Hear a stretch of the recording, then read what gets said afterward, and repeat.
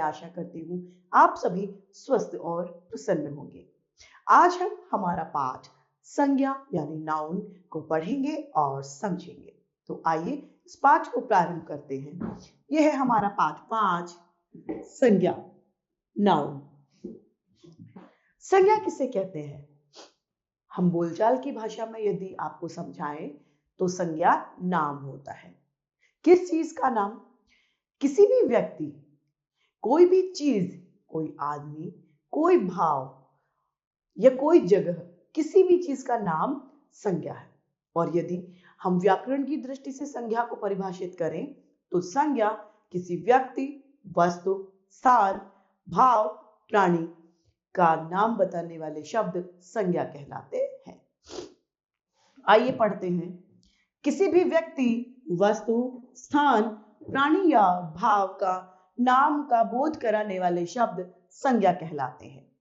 संज्ञा के 3 भेद होते हैं: व्यक्तिवाचक संज्ञा, जातिवाचक संज्ञा तथा भाववाचक संज्ञा। यानी हम कह सकते हैं कि संज्ञा को 3 भागों में बांटा जाता है। सबसे पहला आता है व्यक्तिवाचक संज्ञा। जब किसी विशेष व्यक्ति, विशेष स्थान, विशेष वस्तु के बारे में हमें पता चलता है, और सिर्फ एक वस्तु या एक व्यक्ति के बारे में पता चलना, विशेष सब्जेक्ट के बारे में या विषय के बारे में हमें पता चलना, संपूर्ण जाति का पता न चलना, वह व्यक्तिवाचक है। क्या? जो सिर्फ एक अपने आप को प्रदर्शित करता है, वह व्यक्तिवाचक है।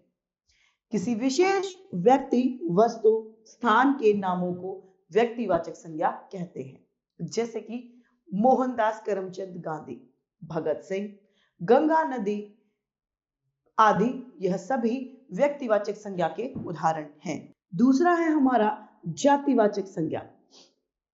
जातिवाचक संज्ञा किसी विशेष व्यक्ति, वस्तु का बोध न कराकर संपूर्ण जाति का हमें बोध कराती है, वह जातिवाचक संज्ञा कहलाती है। जैसे कि नदी, बच्चे, माता, ये सभी शब्द जातिवाचक संज्ञा के उदाहरण हैं।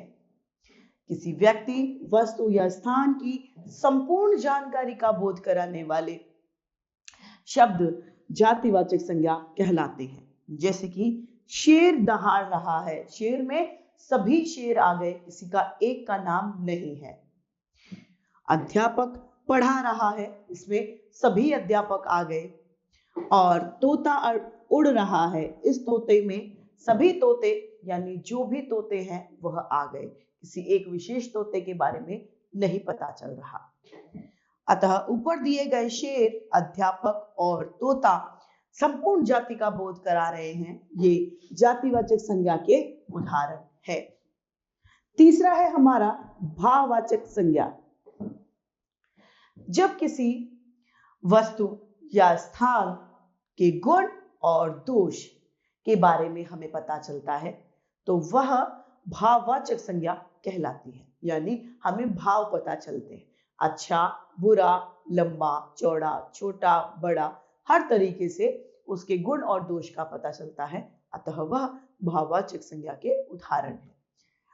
कमल की सुंदरता लाजवाब है, झांसी की रानी लक्ष्मीबाई की बहादुरी अद्भुत थी, मोटापा बीमारी की जड़ है। यहाँ पर शब्द सुंदरता, बहादुरी और मोटापा क्या है? ये तीनों शब्द भाववाचक संज्ञा के उदाहरण हैं।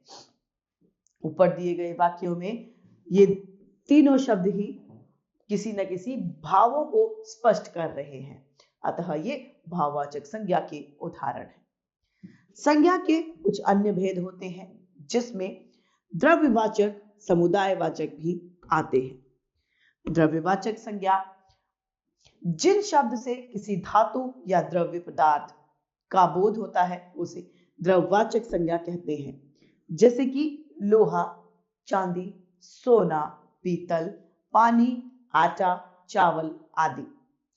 10 किलो आटा चाहिए तो आटा द्रव्यवाचक संज्ञा का उदाहरण है। एक बोतल तेल देना तो तेल जो है वह द्रव्यवाचक यानी वह द्रव्य है, अतः वह द्रव्यवाचक संज्ञा का उदाहरण है। समुदायवाचक संज्ञा, जिस संज्ञा शब्द से किसी समुदाय, झुंड या समूह का बोध हमें होता है वह समुदायवाचक संज्ञा कहलाती है। जैसे कि सेना, कक्षा, टोली, परिवार, मंच, सभा, झुंड, दल आदि।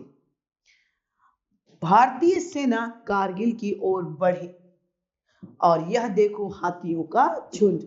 यहाँ पर शब्द सेना और झुंड एक समुदाय यानी एक साथ बहुत सारे लोगों का इकट्ठा होना समुदाय कहलाता है, तो यह भी समुदाय की ओर हमें इशारा कर रही है, अतः ये समुदायवाचक संज्ञा के उदाहरण है। भाववाचक संज्ञा कुछ शब्दों के अंत में कुछ शब्दांश जैसे ता, त्व, पन, ई, आया आदि जोड़कर बन जाती है। यहां पर सबसे पहले शब्द में ता जोड़कर भाववाचक संज्ञा बनाई गई है। जैसे पशु, पशुता, वीर, वीरता, मधु, मधुरता, मित्र, मित्रता, शत्रु, शत्रुता तथा कायर, कायरता। इससे हमने देखा कि सभी शब्दों में ता जोड़ने पर भाववाचक संज्ञा का निर्माण हुआ। अब है शब्दों के अंत में त्व जोड़कर भाववाचक संज्ञा का निर्माण। देव, देवत्व, स्त्री, स्त्रीत्व, नारी, नारीत्व, प्रभु, प्रभुत्व, कवि, कवित्व, हिंदू, हिंदुत्व। तो इन सभी में हमने त्व जोड़कर भाववाचक संज्ञा का निर्माण किया है। अगला है शब्दों में पन जोड़ना और भाववाचक संज्ञा का निर्माण करना। लड़कपन, अपना, अपनापन, बच्चा, बचपन, लड़का, लड़कपन, पराया, परायापन। इनमें सब में हमने क्या जोड़ा है? पन जोड़ा शब्दों के अंत में और भाववाचक संज्ञा का निर्माण कर लिया। शब्दों में आपा जोड़ने से क्या होता है? आपा जोड़ते हैं तो भाववाचक संज्ञा का उदाहरण हो जाता है। जैसे बुढ़ापा, बूढ़ा, बुढ़ापा, मोटा, मोटापा, पूजा, पूजापा इत्यादि। अब शब्दों में आवट जोड़ने से हम किसका निर्माण कर लेंगे? भाववाचक संज्ञा का। लिखना, लिखावट, थकना, थकावट, सजना, सजावट, गिरना, गिरावट। तो आवट शब्द से भी हमने भाववाचक संज्ञा में बदल दिया। यहां पर कुछ अन्य उदाहरण हैं जिसमें खेलना का खेल एक भाववाचक संज्ञा है, दौड़ना का दौड़, जीतना, जीत, प्यासा, प्यास, मारना, मार, हारना, हार। ये सभी भाववाचक संज्ञा के उदाहरण हैं। हमारा पाठ संज्ञा समाप्त होता है। आइए इस पाठ को एक बार संक्षेप में दोहरा लेते हैं। किसी व्यक्ति, वस्तु, स्थान, प्राणी तथा भावों को प्रस्तुत करने वाले संज्ञा कहलाते हैं। संज्ञा के मुख्यतः 3 भेद होते हैं: व्यक्तिवाचक संज्ञा, जातिवाचक संज्ञा तथा भाववाचक संज्ञा। जिन शब्दों से किसी विशेष व्यक्ति, वस्तु, प्राणी का बोध होता है वह व्यक्तिवाचक संज्ञा कहलाती है। जिन शब्दों से संपूर्ण व्यक्ति जाति, स्थान जाति या प्राणी जाति का बोध हमें होता है वह जातिवाचक संज्ञा कहलाती है। भाववाचक संज्ञा कुछ शब्दों के अंत में शब्दांश जोड़ने से बनती है। अब है इस पाठ का अभ्यास कार्य। पहला प्रश्न है, निम्नलिखित वाक्यों में संज्ञा शब्द रेखांकित करके उसके भेद का नाम लिखना है। पहला है क, नेहा बहुत मेहनती है। तो मेहनती और यह भाववाचक संज्ञा है।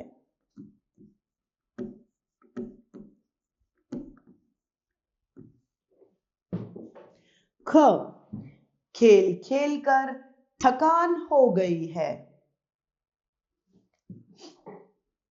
थकान भाववाचक संज्ञा है।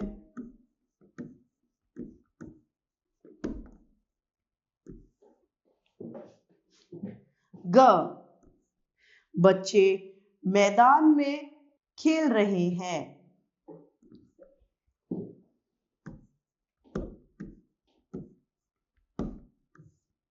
बच्चे शब्द और क्या है, ये है बच्चे शब्द, इसमें संज्ञा है और यह जातिवाचक संज्ञा है।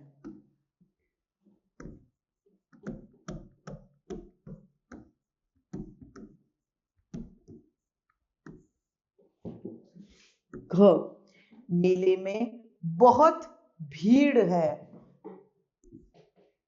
भीड़ यह समुदायवाचक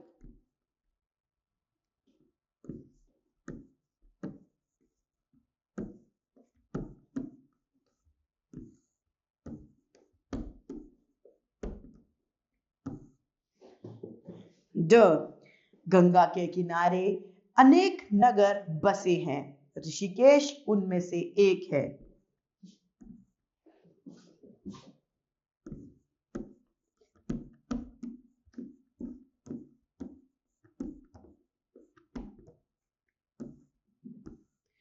व्यक्तिवाचक।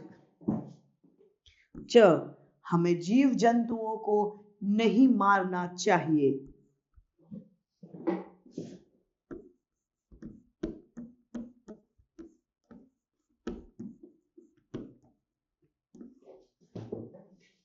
छ, महात्मा बुद्ध ने प्रेम और करुणा का संदेश दिया। तो महात्मा बुद्ध इसमें व्यक्तिवाचक है।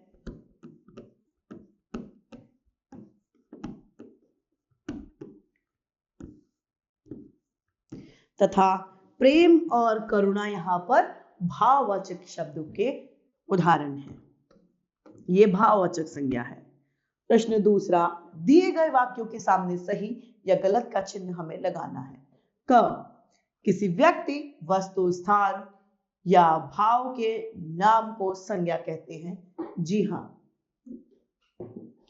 ख, पानी समुदायवाचक संज्ञा है। नहीं। ग, कक्षा, सभा, सेना जातिवाचक संज्ञाएं हैं। नहीं। घोड़ा जातिवाचक संज्ञा है। जी हाँ। प्रश्न तीसरा, प्रश्नों के उत्तर लिखिए। क, संज्ञा किसे कहते हैं? किसी व्यक्ति, वस्तु, स्थान, प्राणी और भावों को प्रकट करने वाले शब्द संज्ञा कहलाते हैं। ख, संज्ञा के कितने भेद होते हैं, उनके नाम लिखिए। संज्ञा के मुख्यतः 3 भेद होते हैं: व्यक्तिवाचक संज्ञा, जातिवाचक संज्ञा तथा भाववाचक संज्ञा। अन्य विद्वानों के अनुसार इनके 2 और भेद होते हैं, जिसमें द्रव्यवाचक संज्ञा और समुदायवाचक संज्ञा सम्मिलित है। ग, समुदायवाचक संज्ञा किसे कहते हैं, उदाहरण सहित लिखिए। जिन संज्ञा शब्दों से किसी झुंड, समूह का बोध होता है, वह समुदायवाचक संज्ञा कहलाती है। जैसे कि भारतीय सेना कारगिल की तरफ निकली, हाथियों का झुंड सामने है। ये दोनों ही वाक्य समुदायवाचक संज्ञा के उदाहरण हैं। तो इस तरीके से हमारा यह पाठ संज्ञा समाप्त होता है। मैं आशा करती हूं आप सभी लोगों को यह पाठ भली भांति रूप से समझ में आया होगा। आज के लिए इतना ही, फिर मिलते हैं। धन्यवाद।